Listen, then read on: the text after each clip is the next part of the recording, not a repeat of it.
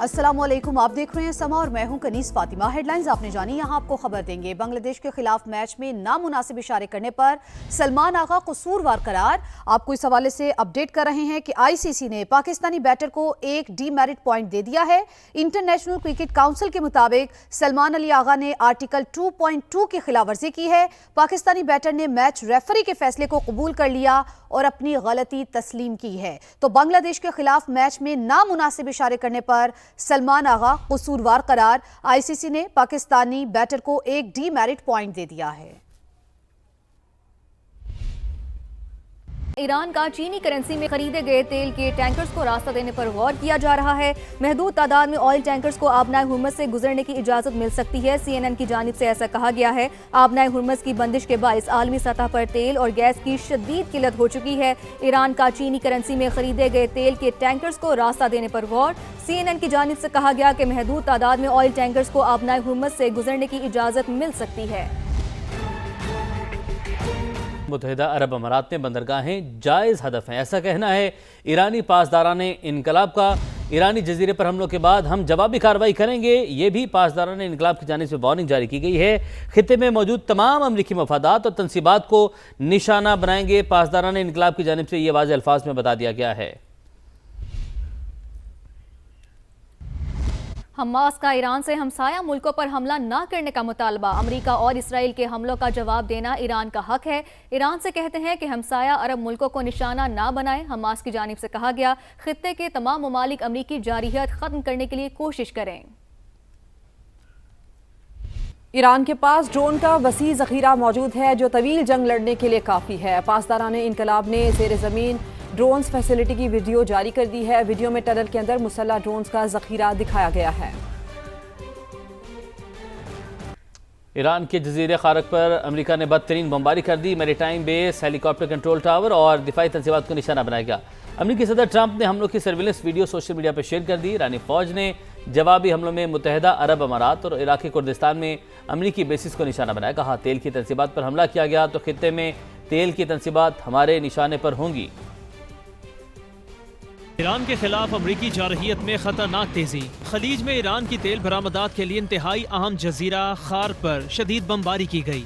अमरीकी सदर Donald Trump ने इस कार्रवाई को अब तक का सबसे बड़ा और फैसला कुन हमला करार दे दिया। ईरानी मीडिया के मुताबिक हमलों में जजीरे पर मौजूद ईरानी maritime base, helicopter control tower और दिफाई तंसीबात को बराह रास्त निशाना बनाया गया। सदर ट्रंप ने हमलों की वीडियो खुद सोशल मीडिया पर जारी कर दी। सोशल मीडिया पर अपने पैगाम में सदर ट्रंप ने ईरान को सख्त पैगाम देते हुए कहा, हथियार डाल दें और जो कुछ बाकी बचा है इसे बचा लें। ईरान के भी ताबड़तोड़ हमले जारी हैं। ईरान की मुश्तरका फौजी कमान खातिमुल अंबिया के तर्जुमान के मुताबिक ईरानी फोर्सेस ने मुत्तहिदा अरब अमारात में अल जफरा एयरबेस और इराक के शहर इरबिल को मिसाइलों ड्रोन्स के जरिए निशाना बनाना शुरू कर दिया है। तर्जुमान ने सख्त इंतबाह देते हुए कहा कि अगर खार्क में तेल की तंसीबात को निशाना बनाया गया तो फिर पूरे खित्ते में मौजूद तेल की तंसीबात ईरान के हदफ पर होंगी। ईरान के खिलाफ जंग अमरीका को भारी पड़ने लगी। अमरीका ने एक और बहरी जंगी जहाज और 5000 मैरीन एहलकार मशरिक वस्ता भेजने का फैसला कर लिया। वॉल स्ट्रीट जर्नल की रिपोर्ट के मुताबिक तैयार बरदार बहरी जहाज त्रिपोली समेत एक मैरीन यूनिट जापान से मशरिक वस्ता भेजने की तैयारी जारी है। इसमें 5000 मैरीन एहलकार और जंगी जहाज़ों के मलाह शामिल होंगे। रिपोर्ट के मुताबिक नई तैनातियों का मकसद आबनाए हुर्मुज़ पर हमले तेज करना है ताकि ईरान की जानिब से नाकाबंदी तोड़ी जा सके। तैयारा बरदार बहरी जहाज त्रिपोली ईरान के शहर नागासाकी के करीब तैनात है। अमरीकी सेंट्रल कमांड ने तैयारा बरदार बहरी जहाज USS अब्राहम लिंकन गैर फाल होने की तरदीद कर दी। सेंटकॉम से जारी बयान में कहा गया, पासदारान इनकलाब बहरी बेड़े को नाकारा बनाने का दावा कर रहे हैं। इससे पहले भी वो इस जहाज को तबाह करने का दावा कर चुके हैं। ये दावा गलत है। Abraham Lincoln carrier strike group अब भी ईरान के खिलाफ फाल है। सेंटकॉम ने बहरी जहाज पर तैयारों की आमदोरफ्त की वीडियो भी जारी कर दी। ईरान के हमलों में अमेरिका को एक और भारी नुकसान का सामना। वॉल स्ट्रीट जर्नल की रिपोर्ट के मुताबिक ईरान ने सऊदी अरब की प्रिंस सुल्तान एयरबेस को निशाना बनाया। मिसाइल हमले में अमरीकी एयरफोर्स के 5 रीफ्यूलिंग तैयारों को नुकसान पहुंचा। रिपोर्ट के मुताबिक तैयारों को मरम्मत के बाद दोबारा इस्तेमाल के काबिल बना दिया गया है। हमले में कोई जानी नुकसान नहीं हुआ। गुज़श्ता रोज इराक में एक अमरीकी रीफ्यूलिंग तैयारा गिरकर तबाह हो गया था जिसमें 6 अमरीकी फौजी मारे गए थे। यूरोप को तेल और गैस की शदीद किल्लत का सामना। फ्रांस और इटली ने आबना हुर्मुज़ से महफूज रास्ते के हसूल के लिए ईरान से मुज़ाकरात शुरू कर दिए। फाइनेंशियल टाइम्स की रिपोर्ट के मुताबिक दोनों मुल्क मशरिक़ वस्ता से तेल और गैस दरामद करना चाहते हैं और अपने टैंकर्स को बाहिफाजत आबना हुर्मुज़ से गुजारने के लिए ईरान से बातचीत कर रहे हैं। अफगान रजीम ने पाकिस्तानी शहरियों को निशाना बनाने की कोशिश करके सुर्ख लकीर उपूर कर ली। दहशत और ताकत के जोर पर कायम तालिबान रजीम अपने वादों से मुसलसल मुकर रही है। सदर ममलिकत आसिफ अली जरदारी की ड्रोन हमलों की शदीद मजम्मत। कहा, मुसल्लह अफवाज वतन के दिफा और तहफ़्फ़ुज़ के लिए मुकम्मल तौर पर पुरअज़्म है।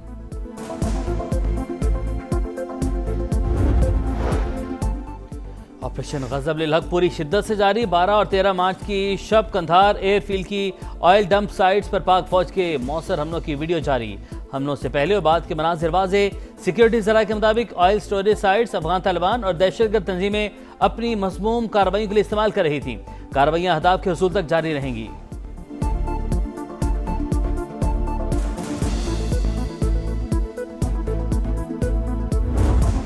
मशरिक़ वस्ता में जंग मजीद होलनाक होने लगी। अमरीका का ईरान में तेल के सबसे बड़े मरकज खार्क पर हमला। शदीद तरीन बमबारी के बाद आग भड़क उठी। ईरानी मीडिया की कुछ तंसीबात को निशाना बनाने की तस्दीक। तेहरान, शिराज और कुम पर भी फ़ज़ाई हमले। इसराइली फौज ने तबरेज़ शहर खाली करने की वार्निंग दे दी। सेहूनी फौज की लबनान में भी सफाकियत। मजीद 4 अफराद शहीद। गुज़िश्ता रोज़ हेल्थ केयर सेंटर पर हमले में अमले के 12 अरकान शहीद हुए थे।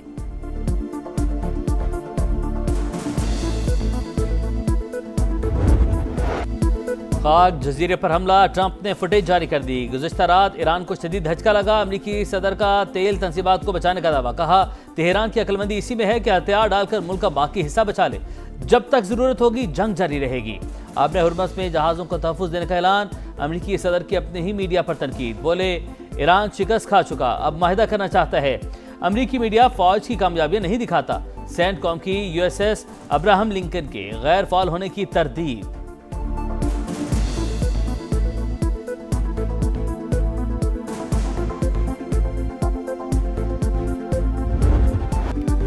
ईरान का एक और मुंह तोड़ जवाबी वार। पासदारान इनकलाब ने इसराइल पर मिसाइल दाग दिए। आयरन डोम रोकने में नाकाम। मुतादिद मिसाइल गिरने से आग भड़क उठी। मुत्तहिदा अरब अमारात की अल फजीरा बंदरगाह पर ड्रोन हमला। ऑपरेशंस मुअत्तल। बगदाद में अमरीकी सिफारतखाने के हेलीपैड पर हमला। सऊदी अरब के सुल्तान एयरबेस पर अमरीकी एयरफोर्स के 5 रीफ्यूलिंग तैयारों को नुकसान। खत्ते में कशीदगी। कतर का अवामी तहफ़्फ़ुज़ के लिए कुछ इलाके आर्जी तौर पर खाली करने का ऐलान। सऊदी वजारत दिफा का बड़ा ड्रोन हमला नाकाम बनाने का दावा। कहा, अब तक 150 से ज़ायद ड्रोन तबाह कर चुके हैं। ईरानी नेवी एहलकार बहादुरी की अलामत। हमले का बदला लिया जाएगा। ईरानी आर्मी चीफ का ऐलान।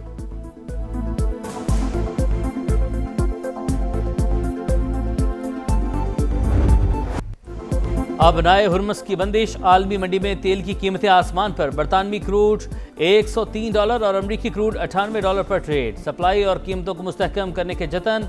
अमरीका का अपने स्ट्रेटेजिक पेट्रोलियम रिजर्व से हंगामी फराहमी का आगाज। फ्रांस और इटली ने जहाज़ों को रास्ता देने के लिए ईरान से बातचीत शुरू कर दी। फाइनेंशियल टाइम्स का दावा। CNN के मुताबिक ईरान चीनी करेंसी में खरीदे गए तेल के टैंकर्स को रास्ता देने पर गौर कर रहा है।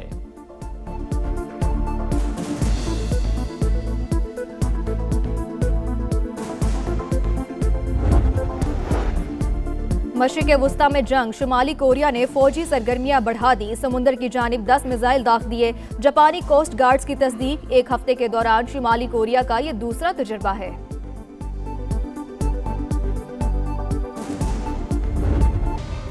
वज़ीर आला खैबर पख्तूनख्वा के ज़ेर सदारत महकमा प्लानिंग एंड डेवलपमेंट का इजलास। आइंदा सालाना तरक्याती प्रोग्राम में शामिल स्कीमों के PC1 जून तक मुकम्मल करने की हिदायत जारी कर दी गई है। नया सालाना तरक्याती प्रोग्राम सूबे की हमा जहद तरक्की का रोड मैप होगा। सुहेल आफरीदी की जानिब से कहा गया, पसमानदा अजला अवलीन तरजीह होंगे। और वज़ीर आला ने कहा कि विफाक निज़ाम इजला के लिए रवा माली साल कोई फंड जारी नहीं किए। तरक्याती स्कीमों के लिए सूबाई हुकूमत ने 29.6 अरब रुपये जारी किए गए हैं। ये इस इजलास में ब्रीफिंग भी दी गई है। तो आइंदा सालाना तरक्याती प्रोग्राम में शामिल स्कीमों के PC1 जून तक मुकम्मल करने की हिदायत वज़ीर आला की जानिब से जारी की गई है।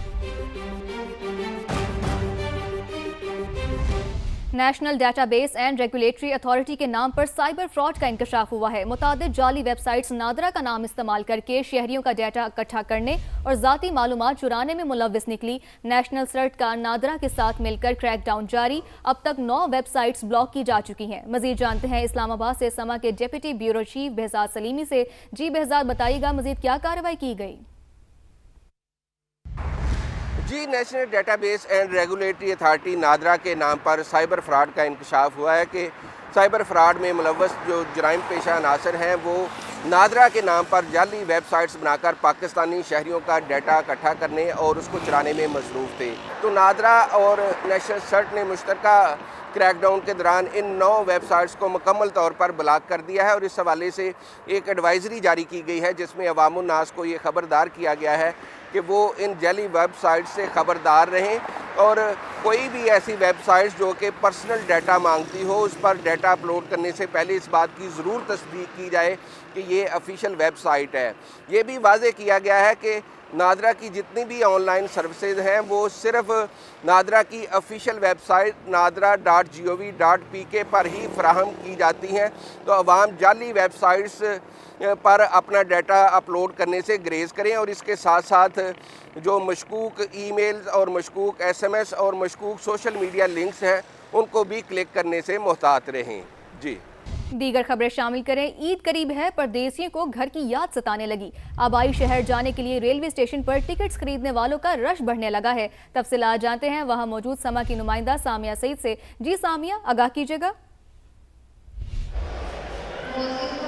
जी बिल्कुल सोबिया, जिस तरह हम बाज़ारों में गहमा गहमी देखते हैं उसी तरह रेलवे स्टेशन पर भी बहुत रश और बहुत ज़्यादा लोग मौजूद हैं। कुछ लोग जो हैं वो टिकट्स की ख़रीदारी करने के लिए आए हैं, कुछ लोग जो है अपने रिसीव करने के लिए भी आए हैं। तो इस तरह से बहुत से लोग जो है वो शहर से बाहर अपने आबाई शहरों को जा रहे हैं क्योंकि लोगों का यही कहना है कि ईद तो सिर्फ अपनों के साथ ही मनाने का मज़ा है। वहीं पर महकमा रेलवे की जानिब से बताया जा रहा है कि सिर्फ 90% तक जो बुकिंग्स है ट्रेन की अब वो मुकम्मल हो चुकी है, जिसकी वजह से ईद स्पेशल ट्रेन चलाने का भी अभी जो प्लान है वो ज़ेर गौर है। इस वक्त रेलवे हेडक्वार्टर में आज इजलास हुआ है जिसके बाद ईद स्पेशल ट्रेन के बारे में हतमी फैसला आएगा और मुमकिन तौर पर लाहौर समेत दीगर शहरों में ये ईद स्पेशल ट्रेन चलाई जाएंगी ताकि लोग जो है वो अपने प्यारों के साथ बर वक्त ईद मना सके, बर वक्त अपने शहरों को पहुँच सके। और इसी तरह से हम यहाँ पर देखते हैं कि टिकट्स की खरीदारी भी जो है वो जारी है। टिकट्स की खरीदारी भी जारी है। सामिया, हमें अपडेट करने का बहुत शुक्रिया।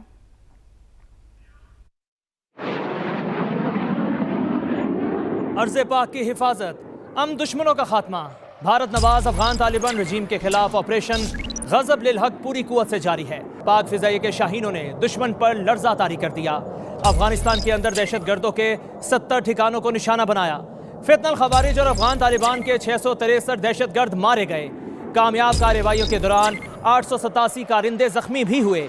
अफगान तालिबान रजीम की 249 चेक पोस्टें मलिया मेट कर दी गईं। 44 पोस्टें कब्जे में लेकर तबाह की गईं। अफगान तालिबान के 224 टैंक, 72 बंद गाड़ियां और तोपें भी तबाह कर दी गईं। पाक अफवाज पुरअज़्म हैं। पाक सरजमीन पर मैली नजर डालने वालों की आंखें निकाल ली जाएंगी। पाकिस्तान का ट्रांसशिपमेंट कंटेनर्स को बंदरगाह से बाहर रखने की इजाज़त देने का फैसला। चेयरमैन KPT ने समा को अहम फैसलों का अहवाल बता दिया। इंटरव्यू में कहा कि पाकिस्तानी बहरी तिजारत को वॉर रिस्क सरचार्ज से बचाने के हवाले से अहम हिदायत जारी हुई हैं। हुकूमत ने बरतानिया में पाकिस्तानी हाई कमिश्नर को बहरी जहाज़ों को इंश्योरेंस कवर देने वाले इदारे से राबते की हिदायत की है। नुमाइंदा समा सैयद रिजवान आलम से गुफ्तगू में chairman KPT admiral retired Shahid Ahmad ने मजीद क्या बताया, आपको दिखाते हैं। चेयरमैन साहब, मशरिक़ वस्ता की सूरत हाल जिस तरह से हम देख रहे हैं, उसके बाद गवर्नमेंट जो है और कस्टम हो गया, KPT हो गए, तमाम इदारे हो गए, ये सड़ जोड़ कर बैठे हैं कि पाकिस्तान की दरामदात बरामदात को किस तरह से हमने कम से कम जो है वो नुकसान पे जो है उनको पहुँचे, हमारी दरामदात बरामदात बहाल रहें। इसके लिए हम क्या कोशिशें की जा रही हैं और जो चीज़ें हमारे सामने आई हैं कि टर्मिनल्स फुल हो गए हैं और कंजेशन है पोर्ट्स के ऊपर, शिपिंग लाइंस बुकिंग नहीं कर रही, इन सब चीज़ों को लेकर आप लोग मुसलसल जो है मीटिंग्स कर रहे हैं, तो क्या आउटकम है उसका और क्या अहम फैसले लिए जा रहे हैं? इस वक्त आपको बैकग्राउंड में भी एक शिप खड़ा नज़र आ रहा होगा और अल्हम्दुलिल्लाह ये उन्हीं कोशिशों का नतीजा है कि AD पोर्ट ने पहली फीडर सर्विस पाकिस्तान से अल-फुजैरा और फुरफकान के लिए शुरू कर दी है। ये बहुत बड़ी न्यूज़ है, बल्कि मैं तो ये कहना चाहूँगा कि समा को ये एजाज़ हासिल है कि वो ये न्यूज़ ब्रेक कर रहा है। इन हालात को मद्देनज़र रखते हुए ये खसूसी फीडर सर्विस चलाई गई, क्योंकि बहुत सारा ट्रांसशिपमेंट का सामान भी कराची पोर्ट पर अवेलेबल है और जो हमारा नॉर्मल कार्गो है एक्सपोर्ट का और इंपोर्ट का वो भी अवेलेबल है। तो जो बिज़नेस कम्युनिटी का सबसे बड़ा कंसर्न था कि इन हालात में हमारा सामान पाकिस्तानी पोर्ट से बाहर किस तरह जाएगा, तो ये उसका बेयन सबूत है कि अल्हम्दुलिल्लाह तमाम अदारों की कोशिशों से और एडी पोर्ट की कोशिशों से ये फीडर सर्विस शुरू हो गई है। ये हफ्ते में 2 दफ़ा जाएगी यहाँ से कराची पोर्ट से, और इंशाल्लाह हम कोई कंजेशन पैदा नहीं होने देंगे। और हम इस वक्त दुनिया को जो मसला अवेलेबल है कि किस तरह जो उनका सामान, जो इंटरनेशनल कम्युनिटी का जो सामान इस वक्त सी पे है और जिनको पोर्ट्स अवेलेबल नहीं हो रही, उनको किसी पोर्ट्स पे जगह दीजिए।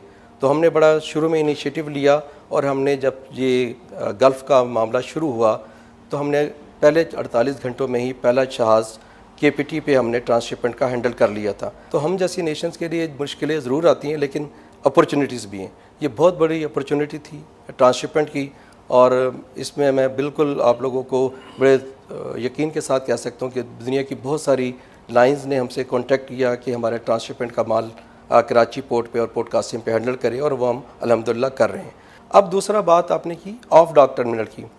अभी तक के जो FBR के और कस्टम के रूल हैं उसके हिसाब से आप ट्रांसशिपमेंट कार्गो को पोर्ट से बाहर नहीं लेके जा सकते। उसके अपने सिक्योरिटी कंसर्न्स हैं, उसके प्रोटोकॉल्स हैं, और जिसकी वजह से ऐसा नहीं होता। प्राइम मिनिस्टर ने ऑलरेडी ऑर्डर इशू कर दिए हैं FBR को कि अपने रूल्स को वो रिलैक्स करें, और इस खुशी हालात में जो इस वक्त चल रहे हैं ख़ित्ते में, ऑफ डॉक टर्मिनल्स को इजाज़त दी जाए कि ये ट्रांसशिपमेंट का जो माल है ये ऑफ डॉक टर्मिनल में ट्रांसफ़र हो सके। तो ये इंशाल्लाह मुझे आज 100% उम्मीद है कि ये ऑर्डर आज इशू हो जाएगा। ये जैसे ही होता था फिर हमारे पास टर्मिनल्स पे बहुत बड़ी गुंजाइश पैदा हो जाएगी कि हमारे पास जो पुराने कंटेनर्स हैं हम उनको भी ऑफ डॉक पे शिफ्ट कर सकें, और जो हमारे पास ट्रांसशिपमेंट के कार्गो आ रहे हैं उसको भी हम पूरी प्रोटोकॉल्स के साथ, सेफ्टी के साथ, सिक्योरिटी के साथ हम ऑफ डॉक में हैंडल कर सकें। तो एक बहुत बड़ी कैपेसिटी क्रिएट हो जाएगी। मैक्सिमम मेरा ख्याल है कि 50,000 तक की कैपेसिटी क्रिएट हो जानी चाहिए एडिशनल कंटेनर्स को हैंडल करने के लिए, और ये एक बहुत बड़ी अपॉर्चुनिटी होगी पाकिस्तान के लिए, बिज़नेस कम्युनिटी के लिए और इंटरनेशनल कम्युनिटी के लिए कि वो पाकिस्तान को, कराची पोर्ट को एज ए ट्रांसशिपमेंट हब देखना शुरू करें। गवर्नमेंट ऑफ पाकिस्तान अभी अप्रोच कर रही है through UK high commissioner Lloyd's को कि एटलीस्ट उन रीजन्स में जहाँ पे वार नहीं है वो सरचार्ज पाकिस्तानी शिपिंग पे या पाकिस्तानी कंटेनर्स पे वो सरचार्ज ना लगाया जाए। दूसरा, पाकिस्तान बहरिया एक बहुत अहम किरदार अदा कर रही है और इस रीजन में सिक्योरिटी प्रोवाइड कर रही है तमाम शिपिंग को, और हमारा जो पाकिस्तान नेवी का पुराना भी ट्रैक रिकॉर्ड है कि इस पूरे एरिए में कभी भी इस तरह की कोई जो अनफोर्सीन है या कोई तखरीबी कार्रवाई पाकिस्तान नेवी ने नहीं होने दी। तो ये बहुत सारे फैक्टर्स हैं जो हमारे फेवर में जाते हैं, और इन्हीं चीज़ों को लेके हम लॉयड्स और बाकी जो इंश्योरेंस एजेंट्स है, जो बड़े इंश्योरेंस हाउसेज, उनके पास ये चीज़ हम प्लीड कर रहे हैं कि ये जो आपने अनजस्ट किस्म का हम पर सरचार्ज लगाया है ये बहुत ज़्यादा है, इसको एक तो बिल्कुल माफ़ किया जाए, और अगर टोटल वेवर नहीं हो सकता इसको बेयर मिनिमम पे लेके जाए, ताकि हम छोटे ममालिक जो तरक्की पजीर ममालिक हैं वो अपनी इम्पोर्ट एक्सपोर्ट को जारी रख सकें। चेयरमैन KPT ने ये समा से एक्सक्लूसिव गुफ्तगू की है जो आपने मुलाहिजा की है। उनकी जानिब से कहा गया है कि पाकिस्तान नेवी खित्ते में शिपिंग लाइन्स को सिक्योरिटी फराहम कर रही है। एडमिरल रिटायर्ड शाहिद अहमद ने कहा कि पाकिस्तान से हफ्ते में 2 दिन ट्रांसशिपमेंट कार्गो के जहाज़ों की आमद और रफ्त होगी। वज़ीर आज़म ने FBR को कंटेनर्स की पार्किंग के लिए कवानीन में नरमी की हिदायत की है। जल्द ही FBR एक SRO जारी करेगा।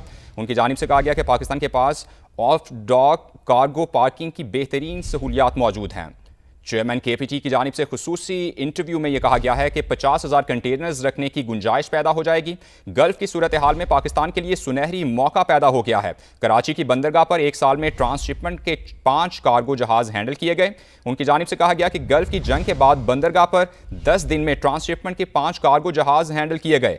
पाकिस्तान से बहरी तिजारत मुतासिर नहीं हुई। जहां जंग नहीं हो रही वहां पाकिस्तानी कंटेनर्स पर वॉर रिस्क सरचार्ज ख़त्म होना चाहिए। शाहिद अहमद की जानिब से ये खुसूसी इंटरव्यू दिया गया है समा न्यूज़ को। ये एक्सक्लूसिव उनकी गुफ्तगू आपने मुलाहिजा की। उनकी जानिब से ये कहा गया कि वज़ीर आज़म ने FBR को कंटेनर्स की पार्किंग के लिए कवानीन में नरमी की हिदायत जारी कर दी है। जल्द ही FBR एक SRO जारी करेगा। पाकिस्तान के पास ऑफ डॉक कार्गो पार्किंग की सहूलत मौजूद है।